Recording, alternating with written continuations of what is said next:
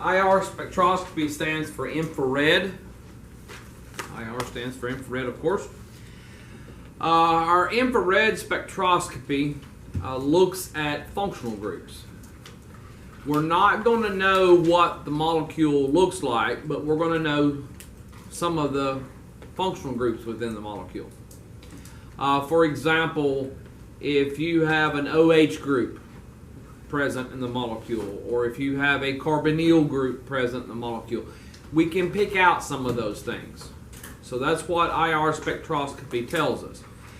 If we have an OH stretch, an OH in the molecule, it'll show up in IR, and so we'll have a good idea that we've got an alcohol, but we don't know which alcohol.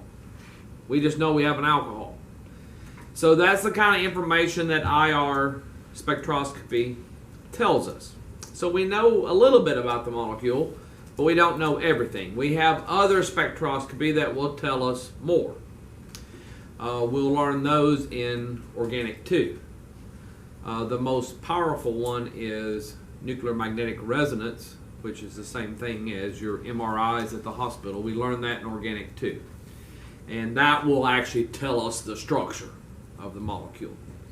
But it's a lot more complicated than IR. IR is not too bad. Okay, so let's talk just a little bit. Let me give you a little bit of background. Let me raise the slide thing here so I can write on the board. Give you some background.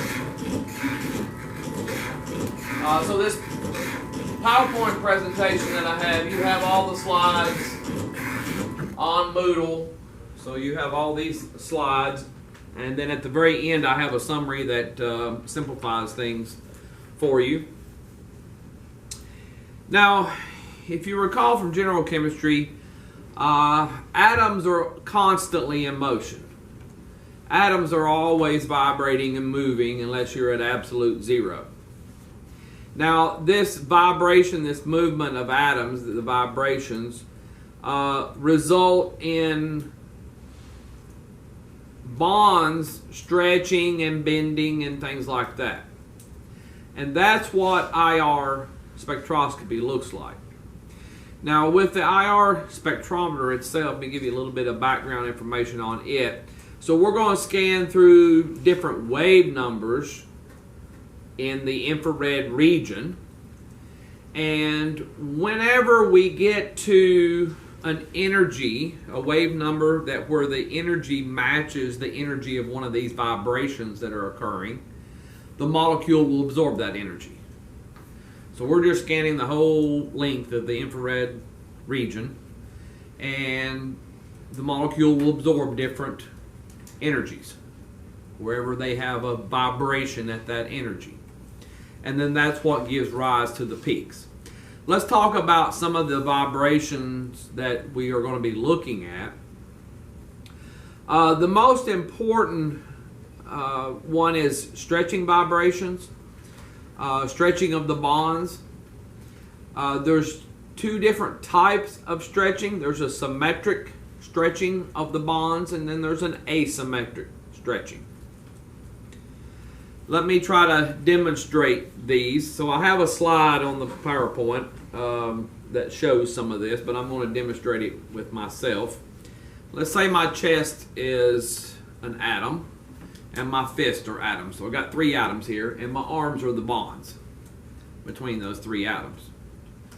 A symmetric stretch, we get compression at the same time, and then they stretch at the same time. That's a symmetric stretch.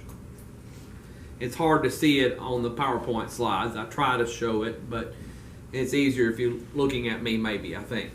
That's a symmetric stretch. We have an asymmetric stretch where one bond is compressing while one bond is stretching. So this is an asymmetric stretch. You've got one of them compressing while the other one's stretching. Asymmetric, symmetric, asymmetric. Okay. Now, we can have, in addition to the stretching of the bonds, we can have bending of the bonds. And there's two kinds of bending as well. There's an in-plane bending. And so our bonds, my arms here, the bonds are going to bend. and they're all going to bend within the same plane here. So this is an in-plane bending, where they're just moving in this direction. That's an in-plane bending. Out-of-plane bending is the other one, and you have one bond that's bending out toward you while one bond's bending out back away from you. This is an out-of-plane bending. Out-of-plane, in-plane. Out-of-plane, in-plane. Okay, so we got stretching vibrations, bending vibrations. And I have my exercise in for the day. I'm out of breath. Okay, now, the stretching is going to be the most important for us because they're the easiest to pick out. The bending vibrations, a lot of those are difficult to identify. So we're primarily going to be looking at the stretching vibrations. Now, these vibrations show up in the IR spectra. On the x-axis is going to be in wave numbers, which is given as reciprocal centimeters. That's your x-axis. They will always be in units of reciprocal centimeters. That's wave numbers.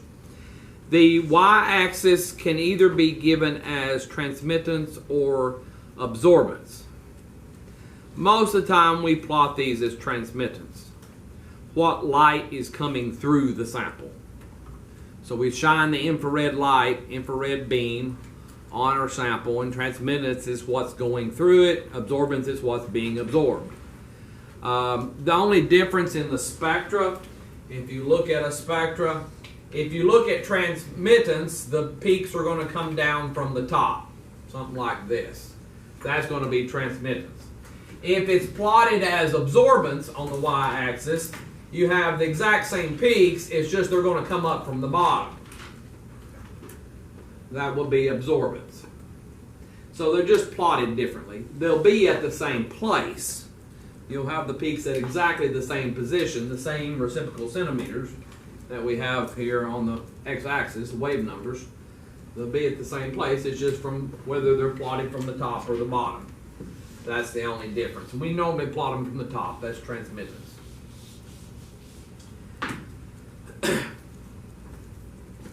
Now, as far as these, I said we're going to be focusing on the stretching vibrations primarily.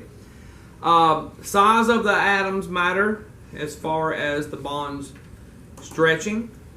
Let's look at some different sized atoms and the bonds here stretching within these, where these occur. Let's look at a CH bond. So that carbon and hydrogen, that bond can stretch. That typically occurs at about somewhere around 3,000 reciprocal centimeters. We go a little bit heavier, not much. Let's look at a carbon deuterium. You know, deuterium is an isotope of hydrogen. It's got one extra neutron, so it weighs one mass unit higher. So it's just a little bit bigger, a little bit heavier. Actually twice as heavy. Of course, hydrogen weighs much to start with, but it is twice as heavy as a hydrogen. And this stretch occurs at about 2,100 reciprocal centimeters. We go even bigger. Let's look at a carbon-carbon bond. And of course, carbon is going to be higher, heavier than the deuterium or hydrogen. And now we're talking about somewhere around 1,200 reciprocal centimeters. So you can see we get a decrease in our frequency as the atoms get bigger and bigger. So as you've got heavier atoms as we go down, and I've got them listed here, you can see the frequency decreases.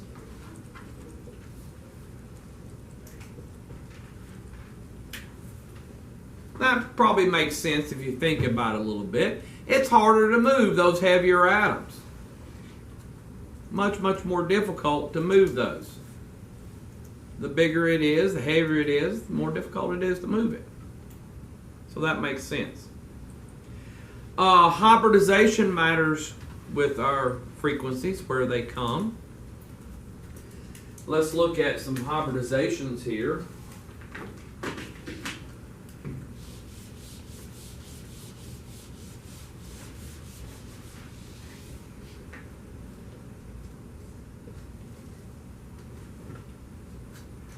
So we just said a carbon-carbon single bond. This is about 1,200 reciprocal centimeters. And of course, those are sp3 carbons. Let's look at a double bond. So we have sp2 carbons. The stretching vibration of that bond is about 16, we'll call it about 1660, somewhere along in there.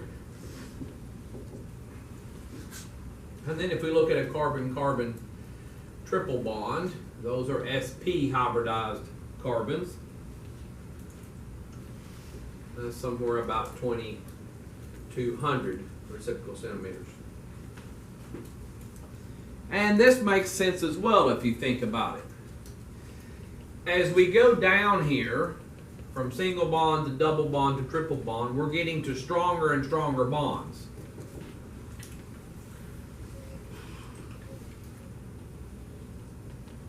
Triple bond stronger than a double bond stronger than a single bond.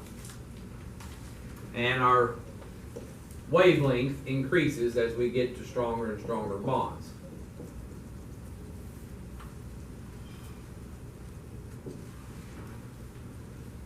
So our frequency there increases as we go to those stronger bonds. And that will apply to any, doesn't have to be carbons. You could have sp2 versus an sp nitrogen. You would see the same trend.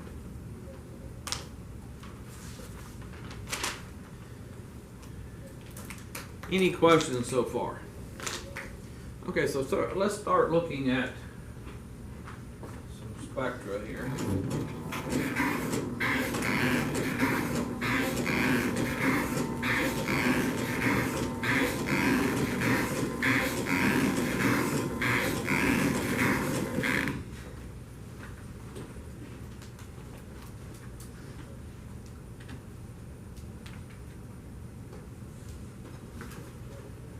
I'm going to flip lights on and off. I hope you don't mind. I'm leaving some on where you can still be able to write, I think. Let's see. So there's the slide, like I mentioned, with the stretching and the bending and things. So it's hard to maybe necessarily see it on paper, so I tried to demonstrate that to you using myself. There's a typical spectrum. I already mentioned that. Wave numbers is on the x-axis. They normally go from about 4,000 reciprocal centimeters down to maybe 400 or 500, something like that. And on the x-axis is either absorbance or percent transmittance. And again, transmittance, the peaks will be coming from the top down. Absorbance, they would come from the bottom and go up, but they would occur in exactly the same place, just however you want to plot them. Here's a little bit just about the instrument itself. I will not test you on the instrument, but I want to tell you a little bit about it. So we have a source. That's an infrared laser beam that we use. So you have the infrared laser, shoots a beam out. There's a beam splitter. It's going to split the beam that's being shot through. You have two mirrors here. We have a fixed mirror, and then we have one that's movable, and that's how we get to the different frequencies, is by adjusting the mirror. That one's on a piston, and it can move back and forth, so we can get to all those different frequencies. The combined beams come back together after they've split out, hit the mirrors, come back, and the combined beam goes through our sample, and then the beam hits a detector. So our sample is absorbing some of the infrared beam, and so the detector can see what's been absorbed and what's making it through the sample.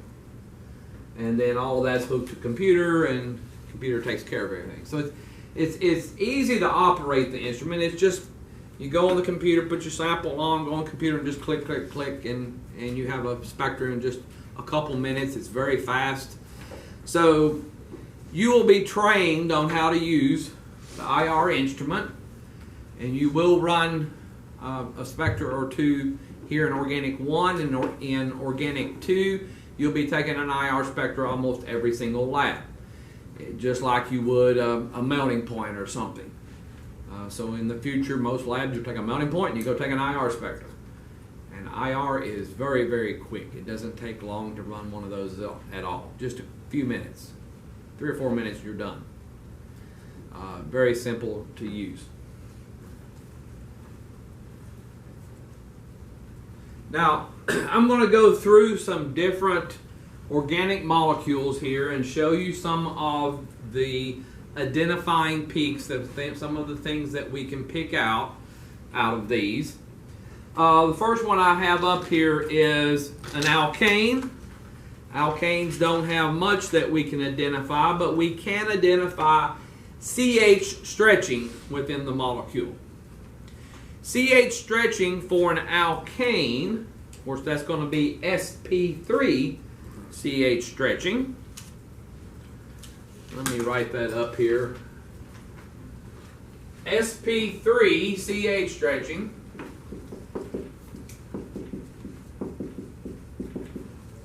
typically occurs at about, I'm going to put some precise numbers here for you, somewhere between 2850 and 2960 reciprocal centimeters. Now, I don't remember those exact numbers. You had to watch me. I had to look at my chart here, my notes, to be able to write those up. What I remember is that sp3 CH stretching occurs just slightly below 3,000. I love that 3,000 number. If they're slightly below 3,000, then it's sp3 CH stretching. If they're slightly above 3,000, we're going to see what that is here in just a moment. But that 3,000 is the first place I go to when I look at a spectrum. That 3,000 mark is going to tell us quite a bit of information. So if we have peaks right below 3,000, it's sp3 CH stretching. And of course we would have that in an alkane. So let's take a look at a spectrum here of a typical alkane and show you what I'm talking about. Here's our 3,000. I love to go to that 3,000 mark. And you can see we have some peaks here that's just slightly below 3,000. I don't need to know the exact numbers. I see that they are exact, just a little bit below 3,000. So I know that's sp3 CH stretching. So you know you've got sp3 carbons, all single bonds.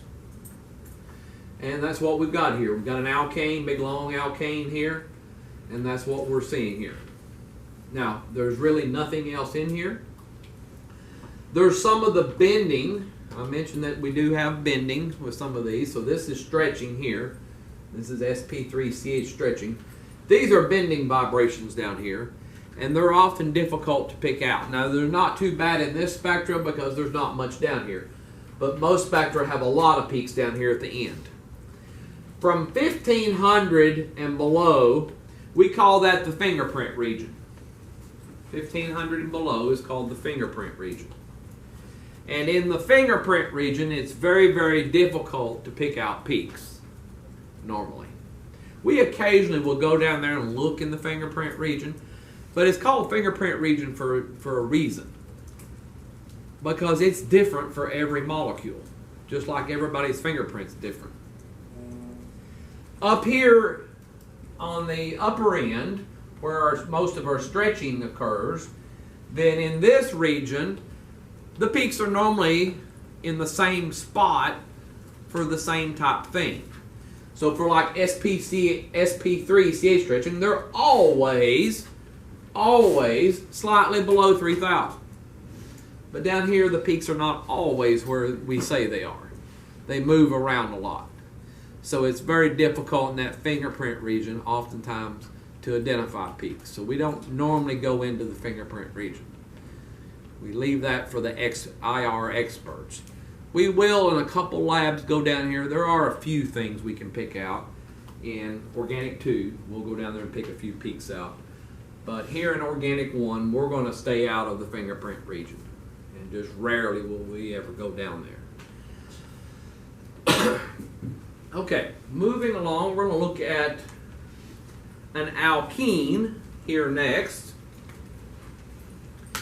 Alkenes, of course, that has sp2 carbons. So if they have a hydrogen on them, we'll see sp2 CH stretching.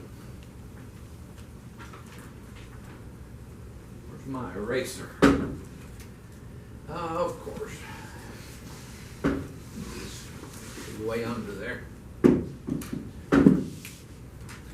Okay, sp2 CH stretching, that's going to occur just slightly above 3,000.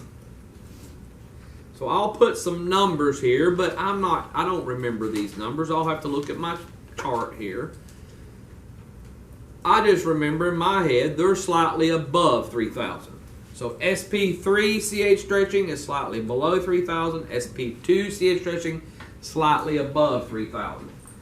Now let me give you some precise numbers here. They are about 3,010 to about 3,100 reciprocal centimeters. There's another stretching that we can pick out with an alkene, and that's the carbon-carbon double bond stretch. So a carbon-carbon double bond stretch occurs at about 1620 to about 1680 reciprocal centimeters. So about 1620 to about 1680 is a carbon-carbon double bond stretch. So let's take a look at an example.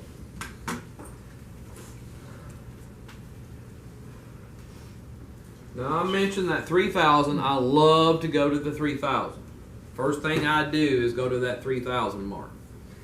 So if you look at our 3,000 for this molecule here, we have some peaks right below 3,000. That's sp3 CH stretching. And we do have sp3 carbons. Out here is the alkyl portion. You got some CH2s, CH3s, got all single bonds. That's those there. And then if you also look, there's a peak right above 3,000. Here at 3,082. That's the carbon, that's the sp2 CH stretch. So both of those carbons are sp2 carbons of the double bond, and they do have hydrogens on them, and they're all coming right here at 3,082. So that's your sp2 CH stretch.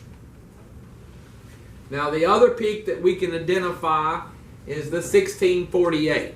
That 1648 is the carbon-carbon double bond stretch. 1648 is the carbon-carbon double bond stretch. Everything else is 1,500 and below. That's fingerprint. That's not of concern for us. But we can pick out several peaks here. So IR is often used to help confirm or deny that you made what you think you did. If you think you made an alkene, you better have a carbon-carbon double bond stretch. If it's not in there, you didn't make an alkene. You made something else. But it doesn't tell us which alkene we made. Again, we're going to have to use a different instrument for that.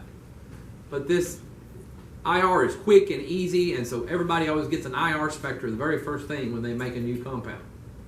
Make something in the lab, because it's just so quick. So you can get some information off of it. Now, this one here says alkene unconjugated. We haven't learned that term in lecture. Conjugation is just another term for resonance. So unconjugated means that it has no resonance. This is a double bond with no resonance. This is a carbon-carbon double bond that has no resonance. Now, if it has resonance, let's see what happens. So if it's conjugated, that means it's got resonance. Unconjugated means it has no resonance. Here's an alkene that's conjugated, an alkene that has resonance. Now everything else, most stuff here looks the same. We go to the 3,000. This molecule has got peaks right below 3,000. That's sp3 CH stretching. That's from our methyl group. That's an sp3 carbon. So the CH is CH stretch there. That's these peaks below 3,000. We have a peak above 3,000. It's at 3,090, looks like. That's our sp2 CH stretch, and that's from these other carbons. All these others are sp2 carbons. So the carbon-hydrogen stretch of those are coming right above 3,000, an sp2 CH stretch. Now we have a peak at 1640. Got a little tiny peak at 1640 and one at 1601. Those are the carbon-carbon double bond stretches. Now why is there two of them down there? If you look back at the previous slide, we were here at about 1648 was the carbon-carbon double bond of an unconjugated. And here I've got one at 1640, but then there's one at 1601. The little 1640, not all the time is this doing resonance. Part of the time, the double bonds are going to stay still part of the time. And that's what's giving that little peak there at 1640. That's the normal region for a carbon-carbon double bond stretch. But if we're doing resonance, what does resonance do? Resonance is weakening those bonds. We weaken the bonds by doing resonance because you're moving them. Part of the time this is a double bond, but part of the time it's a single bond. So it's not always a double bond because they're moving. Sometimes that double bond moves over here, sometimes it's between these carbons. So we know the real structure is a hybrid of all of our resonance structures, so it's not a full double bond anymore because of the resonance. So resonance is going to lower our frequency. And so that's why this has been moved down to 1601. It's outside of the normal range for a carbon-carbon double bond stretch. So resonance is going to move it down. So I'm going to write up here some new numbers. So we said 1620 to 1680 was a carbon-carbon double bond stretch. I'm going to write unconjugated here.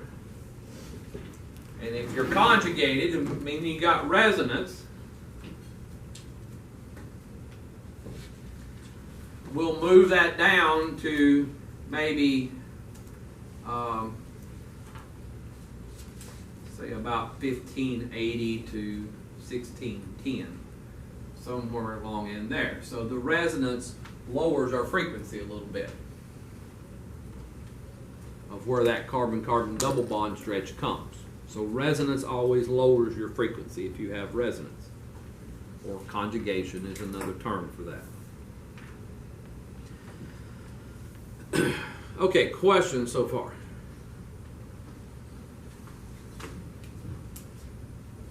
Our next one that we'll be looking at is alkynes, and let me give you some numbers for an alkyne. So if you have a hydrogen on the carbon of an alkyne, you'll have an sp-CH stretch. Now alkynes don't always have hydrogens on them. Some of you learned that on the last exam that I gave, where you had to put molecules in order of their increasing acidity, and everybody saw that there was sp hybridized carbons, and so they immediately said, okay, pKa of 25. There wasn't a hydrogen on those carbons. So no, didn't have a pKa of 25. It was hydrogen was over on an sp3 carbon, so it's up about 50.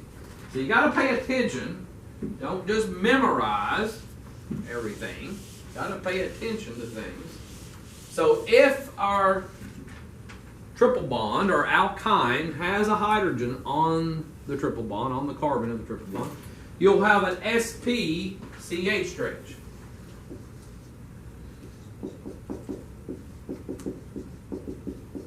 And an sp-CH stretch is somewhere around 3,300 reciprocal centimeters. And it's normally, I'm going to put an S out here beside it, it's normally very strong in its intensity. That means it's a big peak. Big, long peak. So it's normally a strong peak. Most of these others I've given you, I haven't told you whether they're strong or weak or kind of medium in their intensity. All those others that I've talked about, they're actually variable. They can be all over the place. They can be small or big, or just depends on the molecule. But normally an SP CH stretch is usually always strong. The other thing that we have with the alkyne, besides the SP CH stretch, is we have a carbon-carbon triple bond stretch. And carbon-carbon triple bond stretch is normally somewhere between 2100 and 2260 reciprocal centimeters. And as far as its intensity goes, it's variable. And sometimes it's small, sometimes it's kind of medium, sometimes it can even be big. Most times they're small. Weak. We call, when they're small, we call it weak. So let's look at an example of an alkyne spectrum and see if we can pick out some of these peaks. So again, I love to go to my 3000 right off the bat. Right below 3000 is sp3 CH stretching. So we have peaks there representing sp3 CH stretching. That's from the alkane portion of the molecule. This one does have a hydrogen on the carbon of a triple bond. We call that terminal alkynes. They're at the end. The triple bond is at the end of the molecule. So we call it a terminal alkyne. If it's in the middle, it's an internal alkyne. Terminal means at the end. So this is a terminal alkyne. So we do have a hydrogen there on the carbon of triple bond. So there is going to be an SP CH stretch. And that's the one here at 3314 is the SP CH stretch. The carbon-carbon triple bond stretch is the one here at 2126. That's the carbon-carbon triple bond stretch. Everything else is below 1500 fingerprint region. We're not of concern to us. Questions on that? Now I didn't put one in here, but if you had a triple bond that had resonance, remember resonance lowers your frequencies. So if that triple bond had some resonance with something else, then this would be lowered just a little bit. Not a lot, but they're lowered. So don't freak out if you've got a peak that's slightly outside of that range that I gave you. If it's a little bit lower than that range, it's because it's got resonance.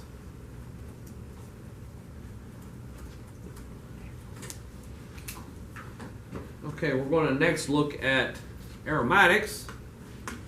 So the only aromatic compound that we have dealt with so far is our benzene ring or phenyl ring.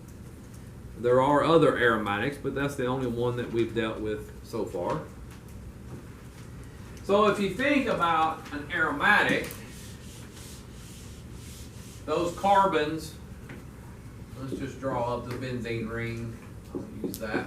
Those carbons are sp2. So we should have sp2 CH stretching.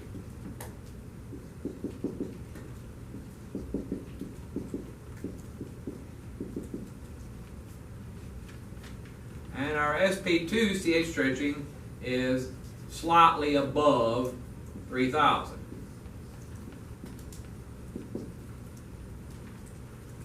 We've also got carbon-carbon double bond stretches.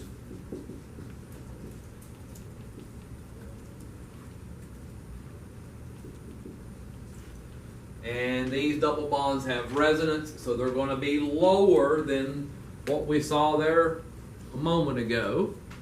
It's going to be down in that, like the conjugated alkene. So maybe 1580 to about 1610, something like that, for our carbon-carbon double bond stretch.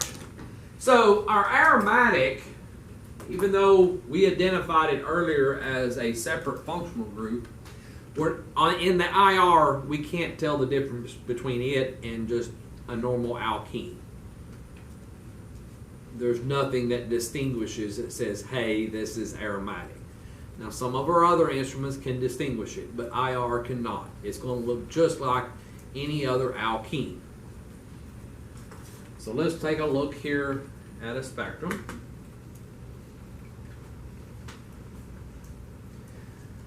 $3,000 peaks right below 3,000, sp3 CH stretching, that's from the methyl groups. Right above 3,000, sp2 CH stretching, and there are peaks there. That's the CH stretching from the carbons and hydrogens there of the aromatic ring. And then at 1605 is our carbon-carbon double bond stretch. And it's lower than a normal carbon-carbon double bond because of the resonance. So I said when you got the resonance with the double bond, puts it about 1580 to 1610. So you can see it's been lowered because of the resonance. The more resonance you got, the lower it gets.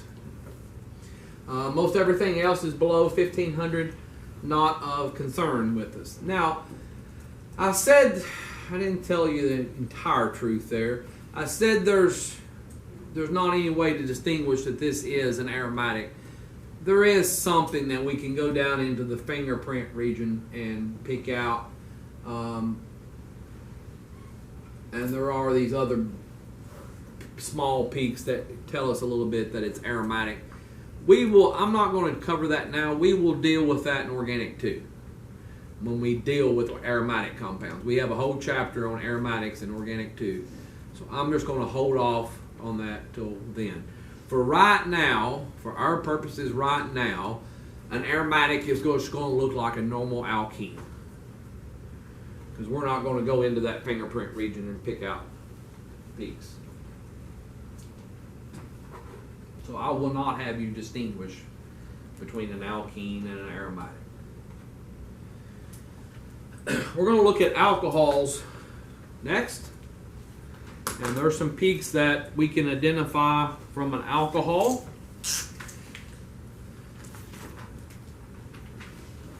An alcohol, what distinguishes it is it has an OH stretch. And that OH stretch occurs from 3200 to 3550, somewhere in that region. It's going to be a very strong peak. It means it's going to be really long, strong, and it's going to be broad.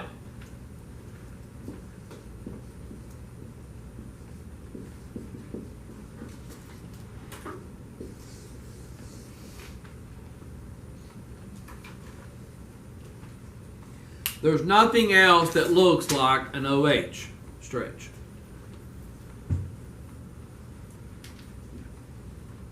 That broadness of the OH stretch, we don't see the broadening like with alkanes or alkenes or alkynes. What does an OH, an alcohol, what does it have that these others didn't have? What's special about an alcohol?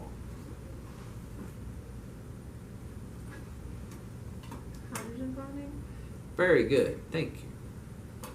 See, I love it when you all use your brains just a little bit. Think back, not just listen to me regurgitate everything.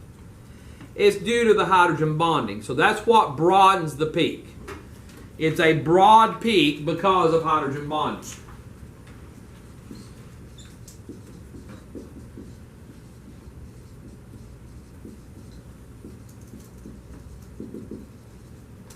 So anything that has hydrogen bonding will broaden our peaks. And so there is nothing that looks like an alcohol. So in Organic 2, we do a lab where you have to identify unknowns. And you hope you get an alcohol because it's so easy to pick it out. There's nothing else that looks like an alcohol. So let's take a look at a spectra here.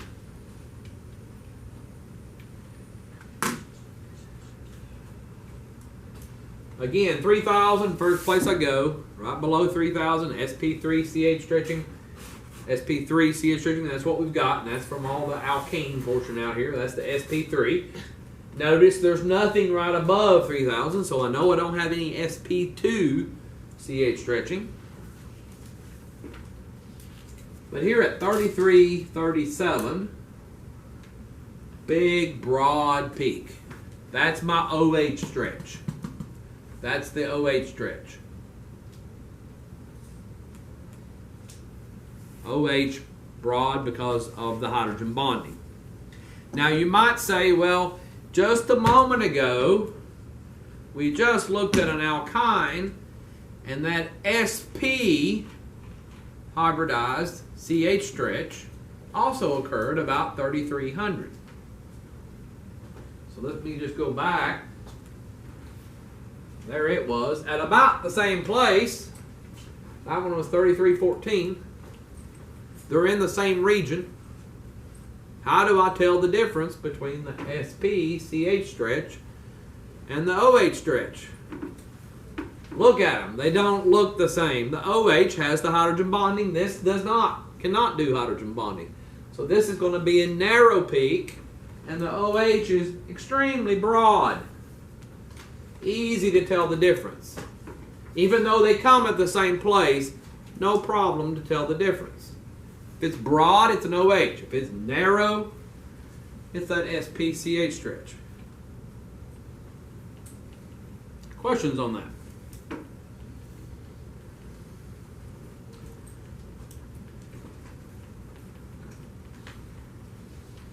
Now, I put this slide in here. I'm not going to have it. It's very hard to do this experiment, so you're not going to come across that. If you could get the molecules away from each other to where they can't hydrogen bond, then the peak would be very narrow. So that broadening is due to the hydrogen bonding. And we usually put on a concentrated sample. If you had it really, really dilute where they can't come in contact with one another, can't hydrogen bond, then you would see a very narrow peak. Sometimes you might get to see, here's the broad with the hydrogen bonding. Sometimes you get to see a little tiny one on the side where some of it's not hydrogen bonding. Maybe not all of it. Kind of like we saw with the alkene there earlier. Not all the alkene was doing the resonance. Some of it wasn't doing resonance, so we saw a little tiny peak on the side. Kind of the same type deal here. Most of it's hydrogen bonding, but a little bit, maybe sometimes you can see it C on the side, a little bit not hydrogen bonding. Very rare to see that. Normally you just have a big broad peak. So if you look back at my spectra here a moment ago, see I don't get to see that on the side. It's not there. It's just a big broad peak. All of it's hydrogen bonding. And that's normally the case. But if you could stop it, it would be a narrow peak. But we're not going to see that here in organic in this class. I'm just going down the list of functional groups. Ethers, there's not anything that really makes an ether stand out. Unfortunately, the ether is, of course, you'd have a carbon-oxygen, and it's carbon-oxygen on that side. A CO stretch, unfortunately, is down in the fingerprint region. Sometimes you can pick them out, sometimes you can't. They're hard. And so we're not going to try to identify those. This one here is easy to identify, but most of the time they're difficult. This is the CO stretch here, 1254, just FYI. But I'm not going to have you pick something like that out. Normally they're very difficult. Now, so there's nothing that says this is an ether. There's nothing up here that we can easily identify this as being an ether. If you look here at 3000, we got peaks below 3000. That's sp3 CH stretching. That's from the methyl group. We got some peaks above 3000. That's sp2 CH stretching. That's the CHs here off the phenyl ring, off those double bonds. Those are all sp2 carbons. And we have a 1601. That's a carbon-carbon double bond stretch that's involved in resonance. It's lower than normal because of the resonance. Everything else is 1500 below fingerprint. So there's nothing there with the ether that really stands out and says, hey, I'm an ether. It's just going to look at like some of these other groups.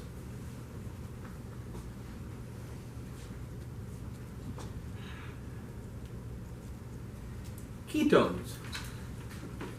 Let's look at a ketone. what will stand out for us on a ketone? Well, ketones have a carbonyl, C double bond O.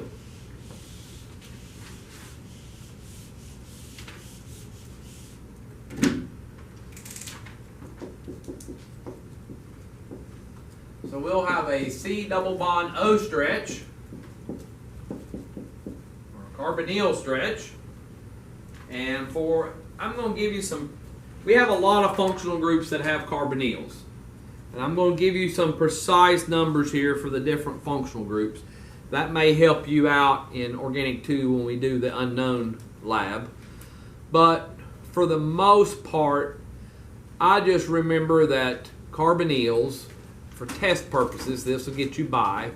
Carbonyls, all carbonyls are somewhere between 1650 and 1850. That's the general region for all carbonyls. And I have that on a summary sheet for you here at the end. But I'm going to go ahead and give you a more precise number for a ketone.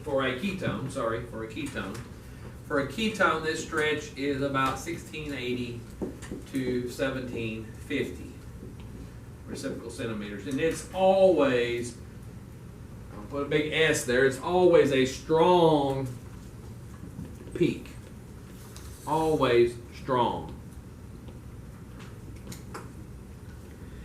It is normally, when you have a carbonyl, it is normally the strongest peak in the spectrum.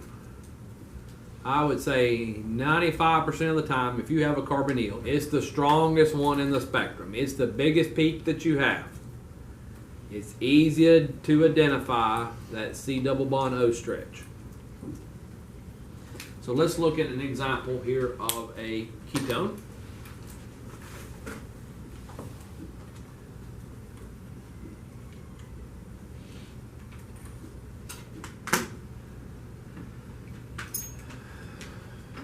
Again, love the 3000.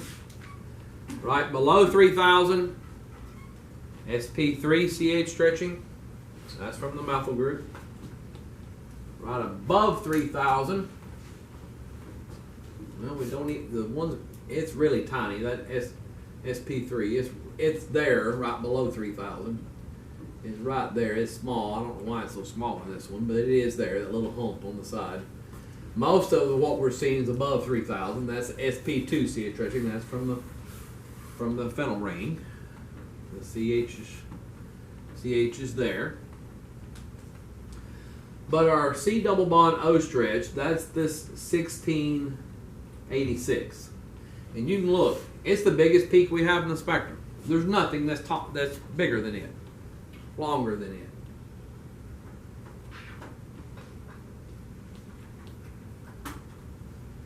We got a little peak here at 3352. That's a little bit of OH. You see it's a little bit broad, a little bit of OH. So maybe when they ran this sample, they didn't have it completely dry. Might be a little water in there. Water would have an OH stretch. So don't call it an alcohol stretch, call it an OH stretch. And you identify those, because water is not an alcohol, but it would come to the same place. It's an OH. So water would be broad and come right where the alcohol is. So that's a little bit of OH. That's probably from some water that's in the sample. It's really small. They just didn't dry their sample with the calcium chloride pellets long enough. They got just a little bit of water probably still in there. But the main thing that we picked out there was the 1686. That's your carbonyl stretch. C double bond O stretch. There's a 1601. 1601. That's this carbon-carbon double bond stretch. And it's a little bit lower than normal because of the resonance. So that lowers that because of the resonance. Everything else is 1500 and below, not of concern. Now I know the carbonyl, C double bond O and C double bond C are always pretty close together. And students sometimes confuse them. The carbonyl is, like I said, is normally the strongest peak in the spectrum. Biggest peak. C double bond C stretches are normally weak to medium in intensity. They're never as big as a carbonyl. So it's easy to tell the difference in them, even though they come pretty close to one another. C double bond O's are always a little higher than the C double bond C's. But C double bond C's are always much, much smaller. Weak to medium intensity. C double bond O is normally the biggest peak in the spectrum. Questions?